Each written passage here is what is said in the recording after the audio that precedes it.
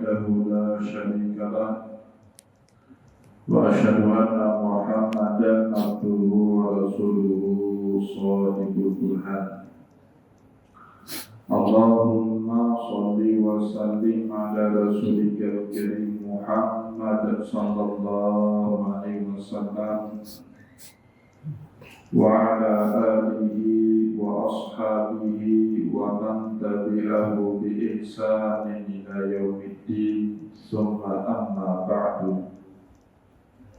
Puji dan syukur senantiasa dan tidak pernah bosan-bosannya kita panjatkan kehadiran Sang Maha Pencipta Allah Subhanahu wa Ta'ala, yang mana dengan limpahan karunia-Nya, rahmat-Nya, hidayah-Nya, serta anugerah-Nya kepada kita semua, kita kembali masih diberi kesempatan, kesehatan dan usia panjang oleh Allah untuk sama-sama dan senantiasa mengabdikan diri kita di jalannya dengan menjalankan segala perintahnya dan menjauhi semua larangannya.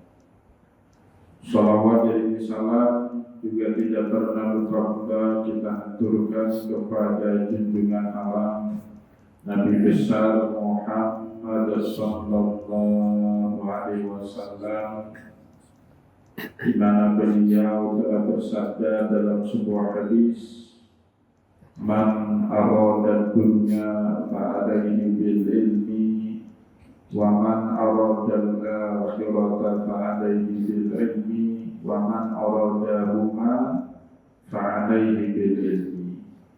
Barang siapa yang hidupnya bahagia di dunia, maka syaratnya dengan ilmu, dan barang siapa yang mau bahagia dalam kehidupan akhirat, juga syaratnya dengan ilmu.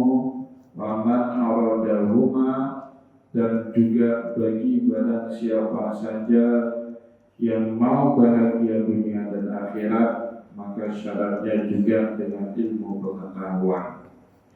Bapak Ibu kaum muslimin dan muslimat jamaah sholat subuh yang diberkati oleh Allah, mari pada kesempatan subuh yang penuh dengan keberkahan ini, sambil kembali kita iktikaf di rumah Allah, mari sama-sama kita kembali melanjutkan pengajian Al-Hadarah wa Saqafah, peradaban dan kebudayaan kita, dengan kitab Al-Muqaddimah karya Imam Ibnu Khaldun rahimahullahu ta'ala anhu.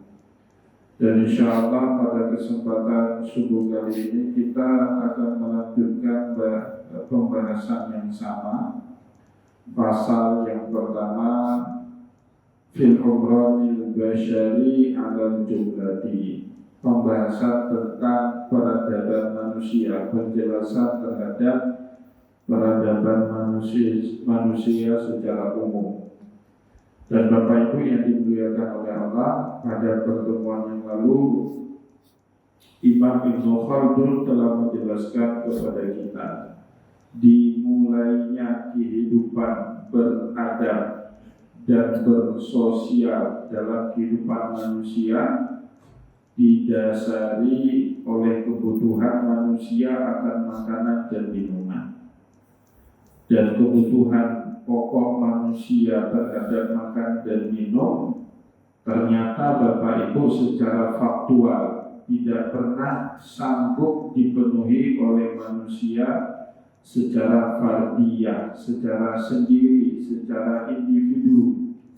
Manusia baru bisa mencukupi keinginan dia untuk makan, kebutuhan dia kepada minuman secara kelompok.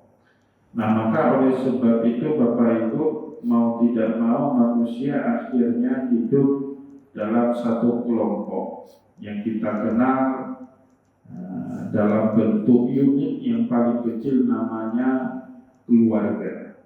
Jadi manusia satu melakukan hubungan nikah dengan lawan jenisnya, dengan manusia yang lain, membentuklah rumah tangga atau keluarga. Itu unit kelompok terkecil ya dalam kehidupan manusia. Kemudian kumpulan-kumpulan keluarga ini membentuk kampung. Kalau sekarang di Aceh kampung disebutnya atau desa ya. Atau kalau di Aceh dipecah lagi di bawahnya, di bawah kampung itu ada jurung, ada dusun, ya, itu unit-unit terkecil sampai unit yang paling kompleks nanti ya dalam bentuk negara, dalam bentuk kekuasaan yang dijalankan oleh pemerintah. Nah, Bapak Ibu yang dimuliakan oleh Allah, setelah manusia hidup berkelompok selain untuk mencukupkan terhadap kebutuhan mereka akan makan dan minum, manusia hidup berkelompok juga untuk tujuan mempertahankan diri dari berbagai ancaman eksternal maupun internal. Eksternal yaitu ancaman dari alam semesta, dari badai, dari hujan, dari wabah penyakit, atau dari ancaman hewan buas.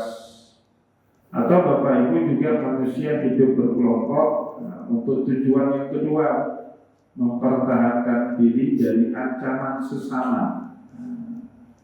Maka di dalam ilmu filsafat itu dikenal betul istilah homo homini lupus. Satu manusia berpotensi menjadi serigala yang mengancam kepada manusia yang lain. Oleh sebab itu Bapak Ibu, kalau sudah manusia hidupnya dalam kelompok, selanjutnya ini dijelaskan kepada kita oleh Imam Ibnu Khaldun, summa inna hadzal ijtima'u idza hasala bil basyari kama qadarnahu. Kemudian jika manusia sudah bisa hidup dalam berkelompok sama qadarnahu sebagaimana yang sudah dijelaskan sebelumnya pada pertemuan yang lalu oleh Imam Ibnu Khaldun, suwatanna umradul alam bihi, maka baru sempurnalah namanya kehidupan berperadaban manusia. Jadi manusia tidak akan pernah punya peradaban Bapak Ibu selama hidupnya tidak berkelompok, hidupnya sendiri-sendiri. Itu manusia tidak akan pernah buat peradaban. Hidupnya sendiri di hutan, hidupnya sendiri di belantara misalnya, itu nggak akan pernah memunculkan peradaban. Bapak Ibu yang dimuliakan oleh Allah, itu yang menjelaskan ya, kenapa menurut sebagian ahli sejarah dianalisis orang suku Aceh asli itu orang Gayo. Tetapi mohon maaf, peradaban di Aceh pedalaman itu kalah maju dibandingkan Aceh pesisir. Aceh pesisir itu Bapak Ibu kebanyakannya pendatang. Orang yang tinggal di Banda Aceh, orang yang tinggal di Pidi, orang yang tinggal di Aceh Utara, di Aceh Timur, atau di Barat Selatan, itu pendatang. Tetapi peradabannya kenapa lebih maju dibandingkan Aceh pedalaman? Karena Bapak Ibu kaum muslimin yang dimuliakan oleh Allah, pendatang ini kemudian berasimilasi, pintu gerbang masuknya bagi orang luar itu kan dari laut. Dulu tidak ada jalur pesawat Bapak Ibu, yang ada laut. Laut itu yang pertama ditemukan ya masyarakat pesisir Bapak Ibu, masyarakat yang tinggal di dekat-dekat laut. Ya, pedagang Arab mana mungkin langsung ke Aceh pedalaman. Ya. Mereka dulu terlalu ke daerah pesisir, berasimilasi dengan masyarakat pesisir. Maka kerajaan-kerajaan besar di Aceh Bapak Ibu semuanya kerajaan pesisir. Ibu kotanya berada di pesisir pantai. Kerajaan Samudra Pasar itu kan kerajaan pesisir. Ya, kerajaan Aceh Darussalam itu kerajaan pesisir. Atau bahkan di luar Aceh itu kerajaan Sriwijaya, itu kerajaan besar, kerajaan pesisir. Kenapa? Karena ketika mereka hidup berkelompok, makin besar kelompok di mana mereka hidup, makin punya potensi maju peradaban Ya. Kenapa di Aceh Bapak Ibu industri sulit hidup? Orang Aceh cuma 5 juta orang. Kenapa di Jawa mudah hidup industri? Ya, lebih daripada 50%, hampir 2/3 Bapak Ibu jumlah penduduk Indonesia itu adanya di Pulau Jawa. Kebutuhan manusia itu kan berkaitan erat dengan industrialisasi. Apapun industri itu Bapak Ibu, cetak barang bukan dalam skala kecil, cetak barang dalam skala besar. Kalau dibuat pabrik di Aceh Bapak Ibu, siapa kira-kira yang mau beli produk itu? Kan harus bawa juga ke Pulau Jawa kalau pasarnya dalam negeri.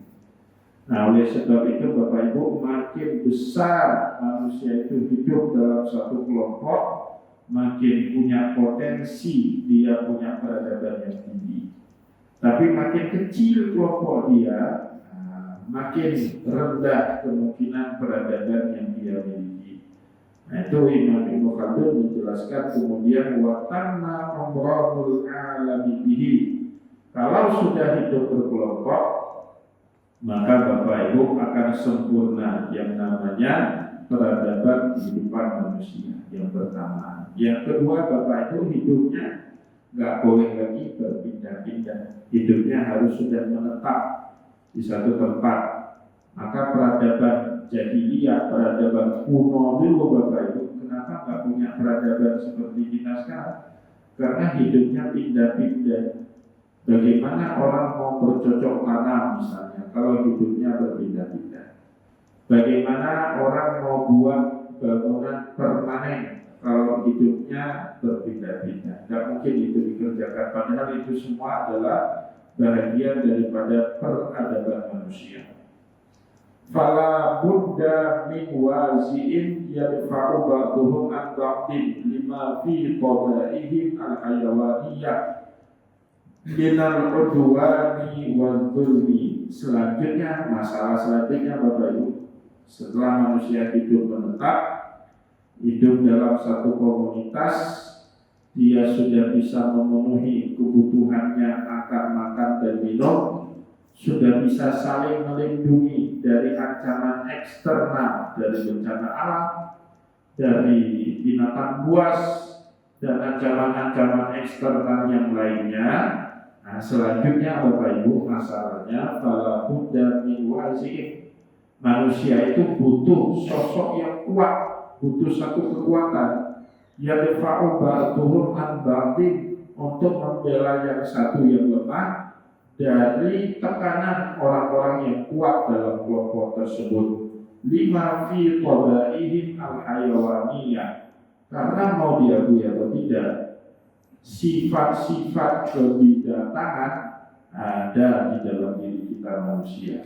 Walaupun hidupnya satu kelompok Bapak Ibu, bukan berarti kelompok itu bebas dari masalah. Karena tadi manusia itu tetap dipahami oleh para ulama sebagai genusnya binatang, genusnya hewan. Manusia kan didefinisikan Bapak Ibu hayawanun natik, hewan yang bisa berpikir. Bedanya berpikir saja, tapi secara keseluruhan karakter daripada atau naluri daripada hewan ada juga pada manusia. Dia punya kecenderungan mendominasi, menggolimi, mempressure atau menekan atau membuat permusuhan kepada manusia yang lain. Nah, maka Bapak Ibu, fala budda, kata Imam Ibnu Khaldun, selanjutnya setelah manusia hidup menetap, setelah manusia hidup berkelompok, sudah bisa memenuhi kebutuhan makan minum, sudah bisa saling melindungi dari ancaman eksternal. Selanjutnya manusia butuh satu kekuatan dari diri mereka sendiri, yadfa'u ba'duhum min ba'din, untuk bisa menolong pihak yang lemah dari tekanan orang yang kuat. Lima fi tabaihim al-hayawaniyah, karena dalam diri manusia itu tetap punya karakter kebinatangan, minal udwani wal zulmi, untuk saling memusuhi dan saling menzalimi, saling menekan yang satu dengan yang lain. Wa laysat alatus silahil ladzi ja'alat dafi'atan li udwanil hayawaniyatil ujami anhu kafiyatan fi daf'il udwani anhu. Dan kekuatan yang Imam Ibnu Khaldun maksud Bapak Ibu bukanlah kekuatan senjata. Wa laysat alatus silah, ya bukan kekuatan senjata di sini ya. Allati ja'alat dafi'atan li udwanil hayawaniyah, yang bisa melawan sifat-sifat kebinatangan manusia, bukan itu. Nah, bukan kekuatan senjata, bukan kekuatan fisik, bukan itu Bapak Ibu. Sehingga bisa mencegah satu manusia yang lain menindas manusia yang lain. Li'annaha mawjudatun li jami'in, karena manusia itu punya kekuatan itu, kekuatan menindas Bapak Ibu. Semua kita punya. Jadi dosakan dari fisik, kita juga punya fisik. Sabuk juga bisa juga kita berantak, bisa juga kita berduel ya. Manusia punya semua, punya tangan, punya kaki yang bisa menendang, punya tangan bisa menepis atau menangkis. Jadi bukan kekuatan senjata, bukan kekuatan fisik, bukan kekuatan tangan untuk bisa mencegah satu manusia berpotensi menjadi serigala bagi manusia yang lain. Karena itu semua ada pada diri manusia ya. Apa satu kekuatan yang tidak ada pada diri semua manusia? Nah, di sini kemudian dijelaskan, fala budda min syai'in akharin yarfa'u udwana ba'dahum an ba'din. Maka manusia butuh kepada kekuatan yang lain.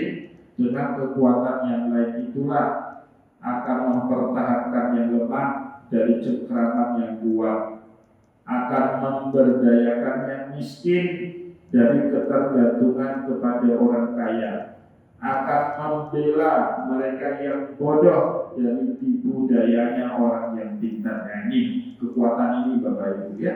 Wala yakuna min ghairihim, dan kekuatan ini gak mungkin diambil dari selain manusia Pak. Nah, kekuatan yang dimaksud oleh Imam Ibnu Khaldun ini gak mungkin. Misalnya kita persilakan yang aturnya itu adalah serigala, misalnya mungkin juga harus min jinsin abna'il ins, harus dari jenis manusia itu sendiri. Oh, biarkanlah malaikat yang memimpin manusia juga gak mungkin. Ya. Oh, biarlah bangsa jin yang memimpin kita juga gak mungkin. Ya. Kenapa? Di usuli jami'il hayawanati an madarikihim wa ilmahatihim. Karena Bapak Ibu, seluruh makhluk ciptaan Allah Subhanahu wa taala yang lain tidak punya keunggulan seperti yang dimiliki oleh manusia. Nah, apa itu? An madarikihim, punya kemampuan kognitif untuk memahami masalah. Nah, malaikat nggak bisa seperti itu. Malaikat itu cuma mengerti apa yang diperintahkan Allah. Dia tidak punya kemampuan untuk menyelesaikan atau untuk memahami masalah dengan kemampuan dia sendiri. Tidak punya itu. Apalagi jin. Jin tidak punya kemampuan seperti itu. Apalagi binatang, hewan, tidak bisa dia memahami masalah. Tetapi manusia punya kemampuan untuk idrak. Idrak itu mengamati, memahami masalah. Kemudian setelah dia pahami masalah, dia coba menghadirkan solusi untuk menangani masalah tersebut. Nah, itu manusia punya kemampuan. Wa ilhamatihim. Nah, begitu juga manusia punya imajinasi, punya imajinatif untuk memunculkan suatu harapan dan meninggalkan suatu pesimis. Bapak Ibu, seorang pemimpin, kekuatan inilah yang dimaksud oleh Imam Ibnu Khaldun nanti, kekuatan pemimpin pemerintahan. Itu strata ketiga dalam peradaban manusia. Setelah manusia butuh kepada makan dan minum, manusia itu butuh untuk mempertahankan diri. Yang kedua, yang ketiga, untuk mengatur itu semua. Manusia butuh yang namanya sosok pemimpin yang kuat. Pemimpin yang kuat itu apa? Pemimpin yang bisa memahami masalah. Nah, itu dia. Jadi yang dibutuhkan sama masyarakatnya apa? Jangan dia buat sesuatu yang tidak dibutuhkan sama masyarakat. Ya misalnya Bapak Ibu contoh pemimpin yang tidak ngerti masalah. Banda Aceh misalnya, kotanya kecil, lahan tidak ada lagi. Nah, kemudian dia misalnya dalam visi misinya dia ngomong, saya akan buat rumah duafa. Itu terpeleng itu kalau wali kota seperti itu. Rumah duafa gimana buat syarat punya rumah duafa kan punya tanah. Bagaimana mungkin orang miskin di kota Banda Aceh yang harga tanah Pak rata-rata di Banda Aceh 2-3 juta per meter, bagaimana caranya duafa? Nah, punya tanah sehingga dia bisa dibantu rumah sama Baitul Mal dibuatkan rumah duafa.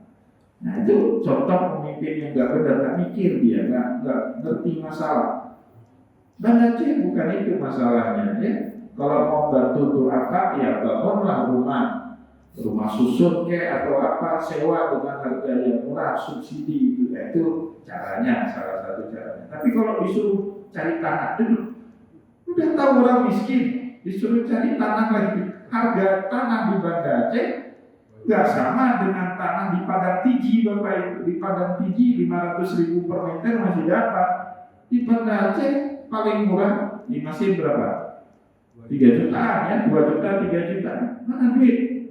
Untuk buat tipe rumah tipe 36 itu minimal 100 meter persegi harus punya tanah. Kalilah 2 juta kali 100, kalau udah berapa itu? Nah, itu kan nggak jalan itu pikiran. Tapi tetap ada juga calon wali kota yang ngomong seperti itu kan bodoh bin badul namanya. Ya. Ada juga Pak saya dengar calon wali kota yang ngomong kalau saya terpilih PDAM saya gratiskan, itu bohong bin dusta itu Pak. Kalau PDAM digratiskan langsung bangkrut PDAM itu. Bapaknya yang nggak bayar rekening 3 bulan sudah ditagih, gimana dia bayar gaji bapaknya? Ya. Nah, kalau subsidi beda. Tapi kalau dia gratiskan semua masyarakat Banda Aceh, mana masuk akal itu Pak.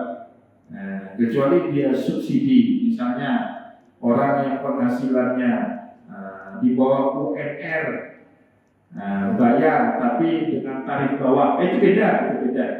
Ini kalau dia ngomongnya gratis, itu kita kan dibohongi itu. Wali kota yang nggak ngerti masalah itu Pak.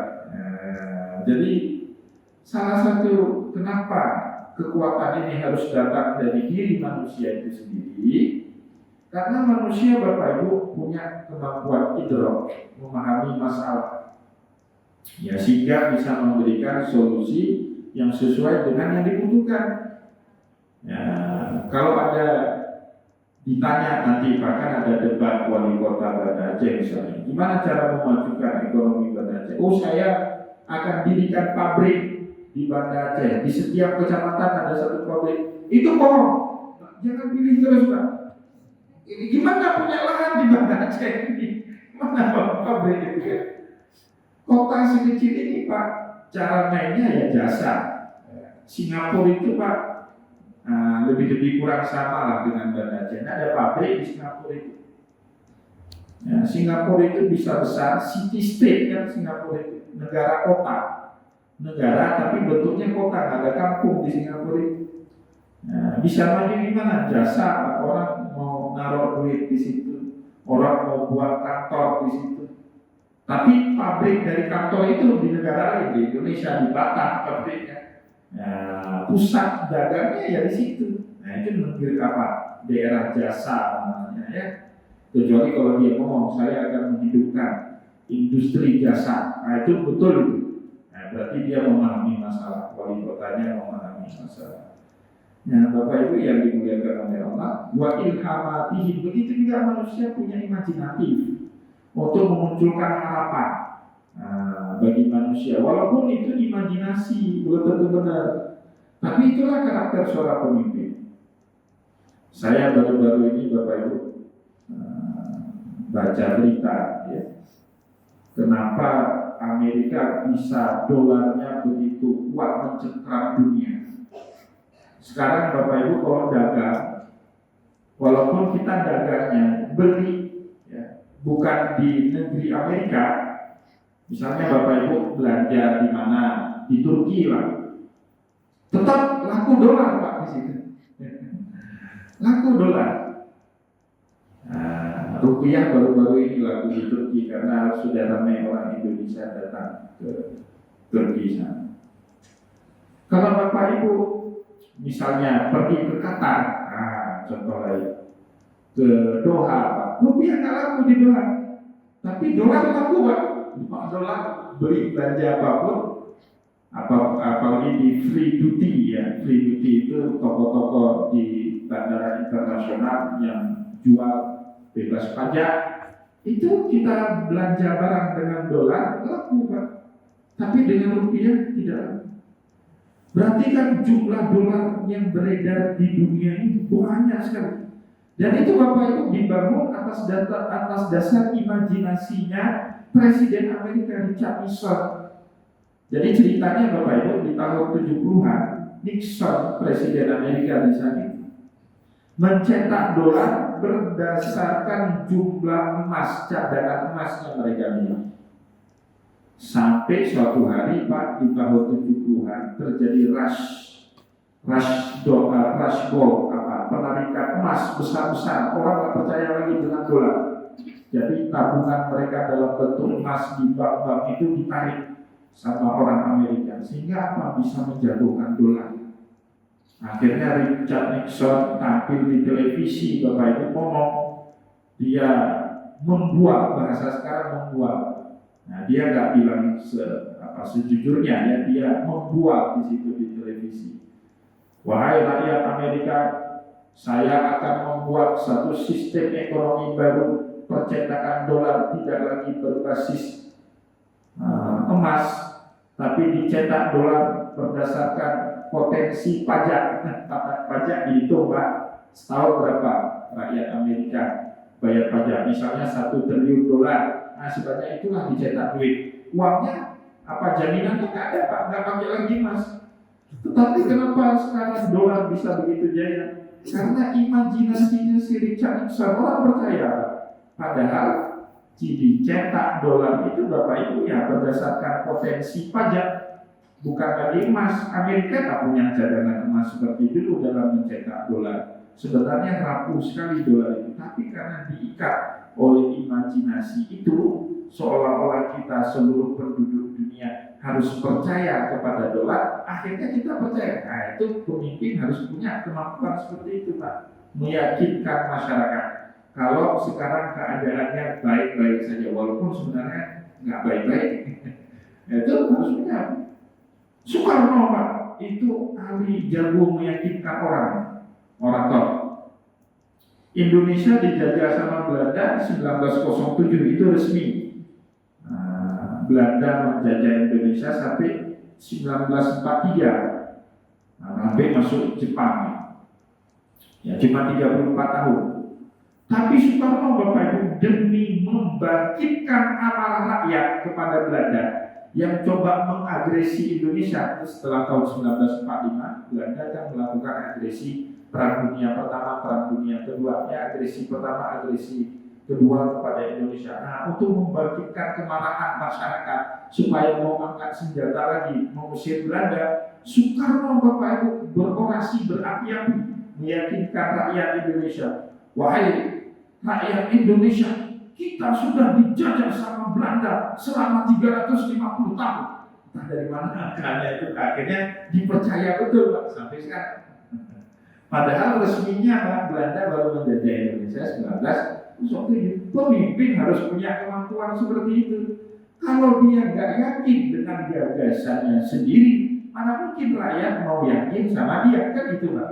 Nah, maka oleh sebab itu pemimpin itu atau kekuatan ini ya, kata Imam Ibn Khaldun, harus datang dari jenis manusia sendiri. Tidak boleh dari malaikat, tidak boleh dari bangsa jin, apalagi dari binatang ya.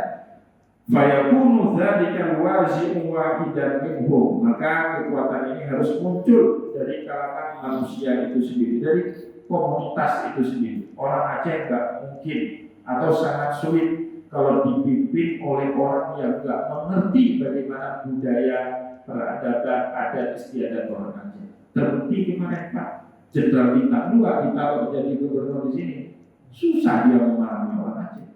Itu juga Pak orang Betawi misalnya, nggak mungkin. Nah, kecuali Jakarta sudah plural. Kalau Jakarta itu kan sudah bercampur gaul itu. Bahkan Betawi jadi minoritas di Jakarta itu Pak. Ya, tapi daerah-daerah lain orang di Makassar itu nggak mungkin dipimpin oleh orang Jawa. Ya nggak ngerti karakternya orang Bugis, orang Mandan, nggak mungkin Pak. Ya, maka dikatakan oleh Imam Ibnu Khaldun, fayakunu dzalika wazi'un wahidan minhum. Kekuatan itu harus muncul dari tengah-tengah komunitas itu sendiri. Nah, ini yang dimaksud sama Rasulullah, kama takunu biwalla ilaikum. Sebagaimana kalian seperti itu juga pemimpin yang akan memimpin kalian. Jadi kalau kita mau bagus pemimpinnya, maka masyarakatnya juga harus bagus. Ya, masyarakatnya nggak terpengaruh dengan duit, masyarakatnya nggak oportunis, masyarakatnya nggak pragmatis. Nah, maka pemimpinnya juga tidak akan oportunis, tidak akan pragmatis dan seterusnya.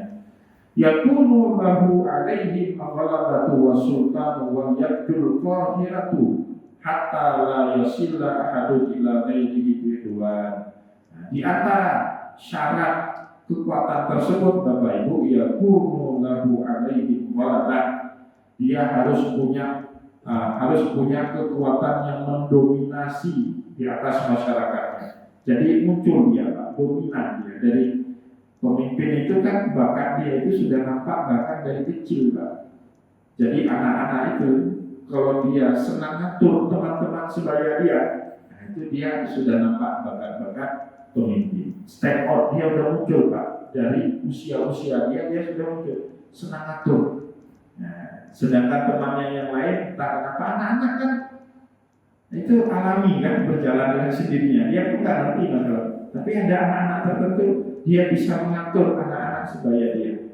Satu, yang kedua, calon-calon pemimpin itu Pak, biasanya pikiran dia melampaui usia dia. Usia dia kecil tapi mainannya dengan orang tua. Nah, itu calon-calon pemimpin. Nah, kenapa dia nggak bisa lagi sefrekuensi dengan seusia dia, melampaui usia? Itu calon-calon pemimpin biasanya seperti itu. Nah, maka dia harus punya orang yang mendominasi teman-temannya, orang yang sebaya dengannya. Sultan punya kekuatan fisik, kekuatan ilmu, pikiran, ya, karisma, kewibawaan, wa'yadul qahirah, bahkan tangan yang bisa memaksa orang lain kata la yasila adun ila ghairi bidwan, sehingga orang lain itu Bapak Ibu tidak bisa semena-mena menindas orang lain yang lemah. Nah, kata Imam Ibnu Khaldun, wa hadza huwa maknal malik, inilah makna dari kekuasaan. Nah, itu yang ketiga ya, otoritas kekuasaan, otoritas pemerintahnya ngatur.